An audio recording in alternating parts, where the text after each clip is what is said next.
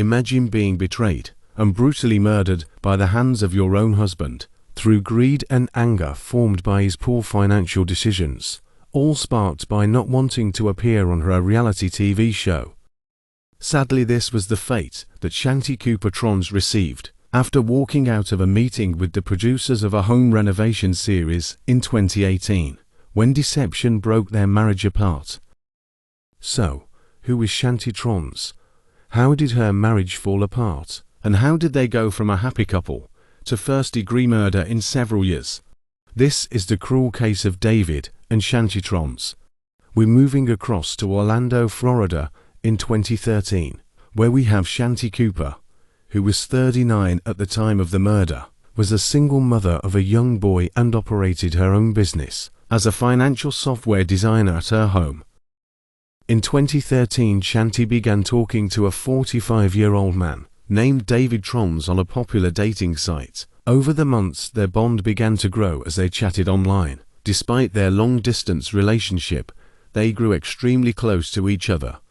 Close enough for David to leave everything behind in Minnesota to be with her in Florida. David moved in with Shanti and her young son, and their relationship grew even stronger.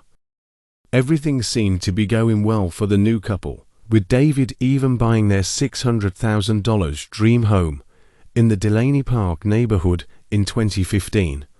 The house was 4,000 square foot and also included a pool, large area of land, and a garage apartment. The new home for the three did need some renovations before they began the new chapter of their lives. 2 years after they bought their new home, the two got married in February 2017, and it was after this where everything began to really fall apart.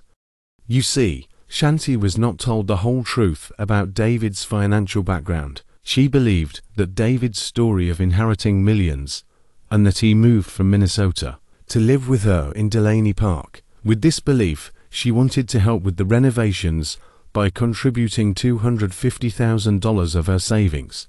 She also believed the story that David put her down on the deed to the house after their marriage, which he really bought through a trust fund with his mother. On top of this, the renovation work began to spiral out of control, and the cost kept rising. This resulted in the two having to temporarily relocate their living arrangements, which added further strain onto the couple. Now remember, from Shanti's perspective, she believed that her husband inherited millions, so finding an alternative place to live wouldn't be too difficult, would it? Well, it turns out that David slept on a couch in the garage while Shanti stayed in the garage studio. This is around the time that Shanti began to notice the red flags within their marriage and became frustrated. To minimize the losses on the renovation work, David came up with the idea of appearing on the TV series Zombie House Flipping, where the producers and crew renovate houses to sell further down the line for a profit. The renovator, Keith Ory, met with the two on April 2018. 1 month prior to filming, both David and Shanti agreed to go ahead with the show. With the frustration building up, Shanti walked out of the meeting and headed home.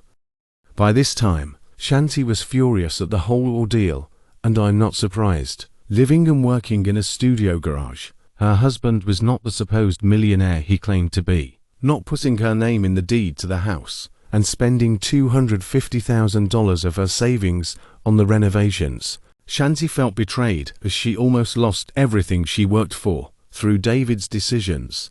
As the two returned home, a heated argument started, which became physical, leading to David repeatedly beating Shanti in her bedroom on 24th of April 2018, leading to her death. David quickly cleaned up the crime scene and placed Shanti in the bathtub. He contacted the police to say he just found his wife's body, explaining that he spent the day cleaning and walking the dog prior. Investigators looked at the body and found severe injuries to her head and face with lacerations on her neck, which definitely do not correlate with a slip and trip in a bathtub. The police were also suspicious of his calm demeanour and lack of emotion. The police and investigators gathered evidence for 4 months before formally arresting David for the killing. David sat with a straight face and no emotion for 8 hours, claiming that he had nothing to do with it, stating that it must have been a robbery gone wrong, which led to the murder of Shanti. He justified this due to her diamond engagement going missing after the murder. He claimed that the murderer must have took the ring. Coincidentally, police later found this in his possession. David was charged with first-degree murder. After his trial on the 12th of October, 2023, jurors found him guilty after only 5 hours of deliberation. David is now going to be serving life in prison in the Florida Department of Corrections. The defendant guilty of first-degree murder. Right now on Fox 35 News at 10, the verdict is in. David Tronnes is found guilty of killing his wife. You can see her son sitting there in the courtroom as that verdict was read. A wave of emotion washes over his face. We got him, and he got what he deserved for what he did to her and our son. It's like 5 years of struggle and pain lifted off of our shoulders.